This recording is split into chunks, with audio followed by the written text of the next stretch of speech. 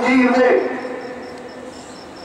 जो DSP police officer को मारा गया, लिंच कर दिया गया, मैं मजम्मत करता हूं उसकी। ये काम नहीं करना चाहिए था, गलत काम हुआ।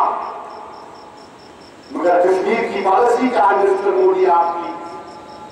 कौन सी कश्मीर की पॉलिसी आपके पास है? आपकी और महबूबा की हुकूमत है। कौन सा महबूब कारनामा आपने अंजाम दे दिया कश्मीर में, बताओ। हाँ, आपके टीवी चैनल आपका बाजा रोज बजाते हैं 9 बजे की, मगर उनके बाजा बजाने से हकीकत छुप नहीं सकती, सच्चाई नहीं छुप सकती। मेरे भाई, इंसाफ की आवाज आई। यही मक्का मस्जिद है, वही जगह है जहां पर लोग शहीद हुए थे। असीम आनंद को बेल हो गई, असीम आनंद को बेल हो गई। आप अपील नहीं करते मिस्टर मोदी? असीम आनंद को बेल हो गई मिस्टर मोदी, आप अपील नहीं करते? जो लोग मिस्टर मोदी से जाकर मुलाकात कर रहे, मिलके मेरे को बोल दो ऐसी साहब मिल के आए, मेरा मुबारक, क्या बोलूं?